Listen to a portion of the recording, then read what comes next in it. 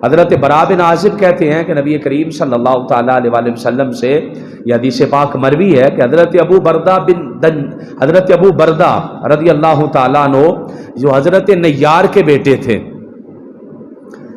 یہ نبی کریم صلی اللہ تعالیٰ علیہ وسلم عید کی نماز پڑھنے کے لیے گئے تو انہوں نے پیچھے سے اپنے گھر میں قربانی کر دی۔ آقا علیہ الصلوۃ والسلام عید کی نماز پڑھنے کے لیے پڑھانے کے لیے گئے ہیں تو انہوں نے اپنے گھر کے اندر عید کی نماز سے پہلے چھری پھیر دی۔ آقا علیہ الصلوۃ والسلام عید کی نماز پڑھ کے واپس گزرے تو آپ نے خون بہتا ہوا دیکھا۔ بعض روایات میں کہ خوشبو حضور کو آئی تو آقا علیہ الصلوۃ والسلام نے پوچھا بھی یہ ہماری عید کی نماز سے پہلے کس نے جانور کو ذبح کر دیا؟ حضرت ابو بردہ بن نیار رضی اللہ تعالیٰ عنہ کہتے ہیں حضور میں نے کیا۔ آقا علیہ الصلوۃ والسلام نے فرمایا عید کی نماز سے پہلے کیوں کر دیا؟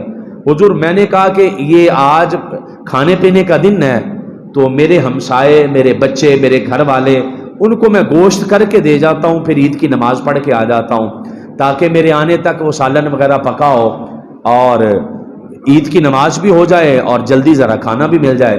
تو آقا علیہ الصلوۃ والسلام نے ارشاد فرمایا نہیں، اب تمہیں دوبارہ قربانی کرنی پڑے گی کیونکہ عید کی نماز سے پہلے قربانی جائز نہیں ہے۔